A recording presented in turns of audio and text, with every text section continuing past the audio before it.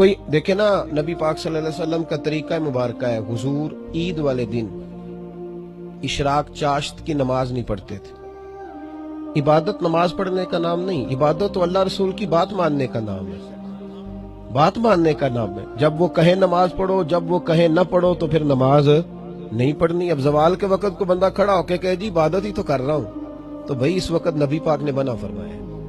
آپ کو کہے کہ میں عصر کے فرض پڑھ کے نفل پڑھنے لگ جاؤں تو پڑھ نہیں سکتا، کیونکہ حضور نے منع کیا۔ تو عبادت تو بات ماننے کا نام ہے۔ نبی پاک صلی اللہ تعالی علیہ وسلم عید والے دن دونوں عیدوں پر حضور اشراق چاشت کی نماز نہیں پڑھتے تھے، عید کی نماز پڑھتے تھے۔ مولا علی شیر خدا کرم اللہ تعالی وجہ الکریم عید کی نماز میں موجود تھے، آپ کا دور خلافت تھا کوفے میں۔ تو ایک شخص دوڑا دوڑا آیا تو اس نے آ کے نماز کی نیت باندھ لی، تو حضرت علی نے پیار سے سمجھایا۔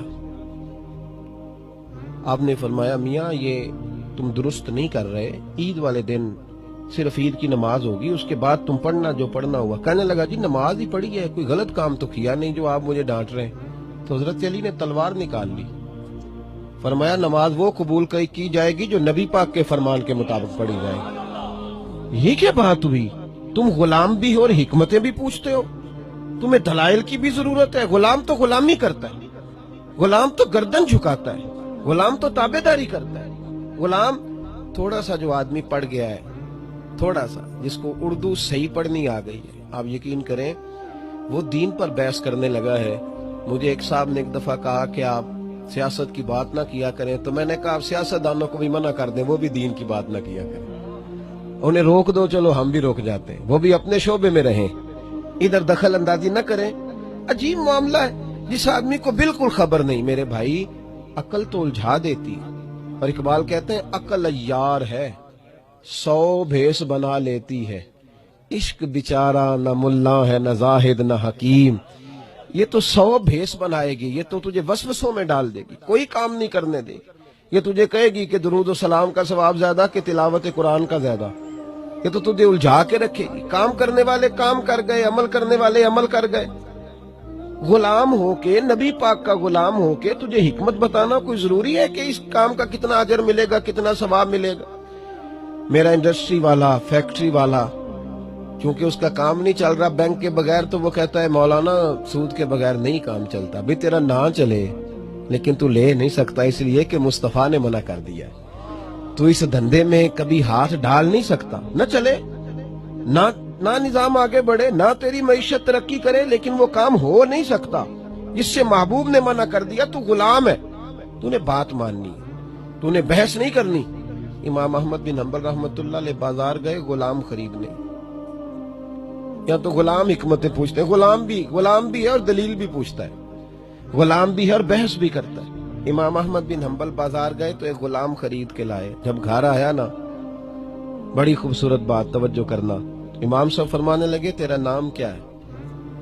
تو وہ کہنے لگا حضور غلاموں کا نام نہیں ہوتا، آپ کسی اور کو بھی آواز دیں گے تو میں سمجھوں گا مجھے ہی بلا رہے ہیں، میں پہنچ جاؤں گا۔ تو آپ فرمانے لگے یہ حجرے بنے ہوئے ہیں، کسی جو مکان تجھے اچھا لگے، تیری رہائش کے لیے صحیح ہو، وہ پسند کر لے۔ رو پڑا، کہنے لگا حضور غلاموں کے نخرے نہیں ہوتے، آپ اشارہ کر دیں کہاں رہنا ہے۔ حضرت امام احمد بن حنبل کہتے ہیں مجھے اس کی باتوں نے وجد دلا دیا، میری طبیعت اللہ اللہ کرنے لگی۔ تیسرا جملہ میں نے پوچھا تو کھائے گا کیا؟ تو کہتے ہیں اٹھ کے میرے پیروں میں بیٹھ گیا، کہنے لگا حضور میں نوکر ہوں، نوکر نوکریاں کرتے ہیں، اپنے کھانے پینے پہننے کا دھیان نہیں رکھتے، جو ٹکڑا بچ گیا ڈال دینا، میں چپ کر کے کھا لیا کروں گا۔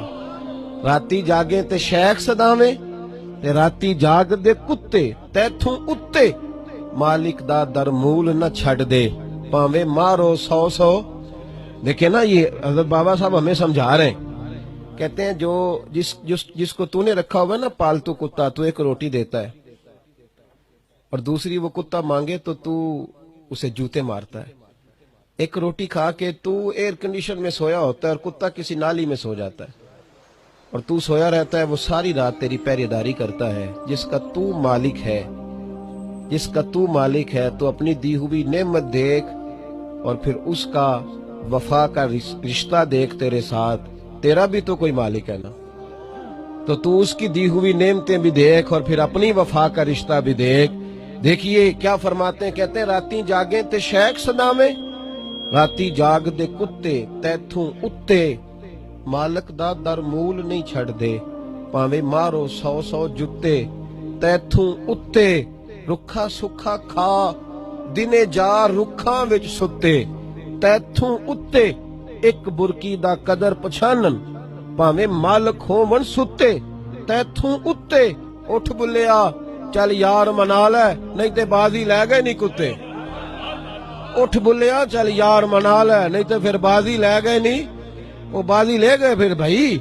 वो एक रोटी खा के इतनी मेहनत करते हैं और तू सारी नेमतें हड़प करके भी कहता है फजर में आंख नहीं खुलती, खा के सारा कुछ कहता हो जी मेरा जी टाइम नहीं मिलता। ला हौला वला कुव्वत इल्ला बिल्लाह। वो सारा कुछ खा के भी तुझे टाइम नहीं मिला, वो एक रोटी खा के सारी रात तेरे लिए जाग रहे हैं। मेरे महबूब के गुलामों ने बहस नहीं की। इधर देखना, कोई पीर साहब, कोई हजरत साहब, कोई शेखुल हदीस साहब आपसे कहें कि जनाब तैयारी करो उम्रे पे जाना है, फिर एयरपोर्ट पे वो जाके कहें एहराम बांधने के बाद कि नहीं अब नहीं जाना वापस चलो। चले मैं किसी बुजुर्ग की बात नहीं करता, एजेंट कई दफा तैयारी करा के ना वो बंदा खाने भी खिला लेता है, दावतें भी, कई दफा फूल भी डाल जाते हैं। और अगर एयरपोर्ट पे पता चले कि नहीं उम्रा नहीं करना तो कितनी मुश्किल होती है। मैं ऐसे बहुत सारे अहबाब को जानता हूं जो वापस घर नहीं आते, कहीं और चले जाते। लोग कहेंगे तू गया नहीं, परेशानी होती है ना भाई, वहां से वापस आ गए, कितना मुश्किल काम है ये, कितनी आजमाइश वाला मामला है। बुखारी शरीफ पढ़िए, 1500 के करीब सहाबा है। मेरे महबूब ने फरमाया चलो उमरा करने जाना है, एहराम बांध लिए। बुखारी है, हजरत उमर कहते हैं हुदैबिया तक पहुंच गए, वहां जाके कुरैश मक्का आ गए, कहने लगे नहीं उमरा करने देंगे, वापस जाओ अगले साल आना। शरायत लिखी गई, तय हो गई, और शरायत में एक शर्त इतनी सख्त है कि जो बिल्कुल मानने को दिल नहीं चाहता। एक शर्त यह है कि कोई मुसलमान अगर मक्के से आएगा तो मदीने वालों पर जरूरी होगा उसे वापस करना। कोई उनके जुल्म सितम से तंग होके मदीने आएगा तो मदीने वाले वापस करेंगे, और अगर कोई मदीने से मुसलमान गलती से भी मक्के चला गया तो मक्के वाले वापस नहीं करेंगे। है ना जुल्म वाली शर्त, बराबरी पे सुलह होनी चाहिए ना। लेकिन मेरे महबूब को अल्लाह ने गैब की कुंजियां अता फरमाई, वअल्लमका मा लम तकुन तअलम। महबूब नूरे नबुव्वत से देख रहे थे, इस्लाम को सबसे ज्यादा फायदा इस शर्त ने दिया। वो किस तरह करके, मक्के से जो मुसलमान तंग आके काफिरों के जुल्म सितम से आया करता था, उसे पता था मदीने में हुजूर नहीं रखेंगे, नबी पाक अलैहिस्सलाम ने वादा कर लिया, मक्के में रह नहीं सकता था। और आप बताइए अगर ये हुजूर वादा न करते तो कोई मुसलमान था जो हुजूर हो और वो मदीना छोड़ जाए? हर एक ने कदमों में रहना था। अब वहां रह नहीं सकता, यहाँ हुजूर ने वादा कर लिया, तो वो सहाबी किसी तीसरे शहर में जाके बैठते थे, और जहां बैठते थे सारे का सारा शहर ही मुसलमान कर लेते थे। तो इस हिकमत के तहत हुजूर चूंकि नूरे नबुव्वत से देख रहे थे कि वैसे ये मेरे कदमों से नहीं हटेंगे, इस पाबंदी के सबब वो और शहरों में भी गए और कई कई कबीले, कई कई शहर मुसलमान हुए। अब यहां हुआ क्या, ये शर्त लिखी जा रही। सहाबा किराम अलैहिम रिदवान कहते हैं हम परेशान हैं, क्या करें, इतनी सख्त शर्त, शरायत तय हो गई, लिखी गई, अबू सुफियान लिखवाने आए। जब तय हो गई ना बातें, तो नबी पाक सल्लल्लाहु अलैहि वसल्लम से अबू सुफियान ने कहा उमरा नहीं करना, वापस जाए। एहराम बंधे हुए हैं, कपड़े लोगों ने बैग में रखे हुए, तैयारी करके आए, 1500 के करीब से आपा। मुझे बतलाओ, यहाँ तो लोग कहते हैं वो आपने कहा था तो काम नहीं हुआ, लिहाजा हम पीर बदलने लगे, लिहाजा हमारा नहीं ताल्लुक आपसे चल सकता मियाँ, हम अब छोड़ रहे हैं। आपके तो फलां बुजुर्ग ने ये लिखा था तो वजीफा पढ़ा है तो काम नहीं हुआ तो जा रहे हैं हम। लेकिन इतनी अकल की गुत्थियां सुलझाओगे तो ये तो नफसियाती मरीज बना देगी अकल। इकबाल रोया करते थे, अकल की गुत्थियां सुलझा चुका हूं, यार अब मुझे साहिबे जुनू कर दे, ऐ अल्लाह मेरी मदद कर, मुझे अब इश्क वाला बना, जुनून वाला बना। आपको वो जिन लोगों ने खुश्क मजहब बताया है ना, वो आपसे वो कैफ छीनना चाहते हैं, वो दर्द की लज्जत लेना चाहते हैं, वो आंसुओं का खिराज आपसे छीन लेना चाहते हैं। दोस्तों याद रखना, हजरत उमर फारूक रदी अल्लाह ताला अन्हु फरमाते हैं, ये लफ्ज जुरकानी के हैं, बुखारी के नहीं। फरमाते हैं सबसे पहले हुजूर ने जब कहा ना खोल दो एहराम, वापस जाना है, कितना मुश्किल है काम, और कहा भी हुजूर ने जब कहा ना खोल दो, تو کہتے ہیں سب لوگ پریشان تھے، بڑا ہی مشکل تھا، لیکن جس ہستی نے سب سے پہلے اٹھ کے احرام کھولا وہ حضرت ابو بکر صدیق تھے۔ تو حضرت عمر کہتے ہیں میں نے کہا ابو بکر تو نے فٹافٹ کھول دیا، تو جناب ابو بکر کہنے لگے پریشانی والی بات کیا، حضور کے کہنے پہ باندھا تھا، نبی پاک کے کہنے پہ کھول دیا، ہم نے نہ کبھی قطرے پہ غور کیا اور نہ دریا دیکھا، بس جہاں تیری جھلک دیکھی وہیں ڈوب گئے، اس سے کیا غرض ہے؟ حضور نے کہا تھا باندھ لو تو لہذا باندھ لیا، حضور نے کہا کھول دو تو لہذا۔ پڑھیے نا مشکات، نبی پاک نے سونے کی انگوٹھی پہنی، اگلے جمعے تمام صحابہ نے پہن لی، اللہ کے محبوب نے اس سے اگلے جمعے اتار دی، فرمایا اللہ نے مرد کے لیے سونا حرام کر دیا، تمام صحابہ نے اتار دی۔ کسی نے نہیں کہا کہ ہمارا نقصان ہو گیا، کسی نے نہیں کہا کتنی مہنگی انگوٹھیاں بنوائی تھی، یہ آپ کیا کہہ رہے ہیں؟ یہ آج کا مسلمان ہے جو عمل کرتے وقت ہزار دلیلیں پوچھتا ہے۔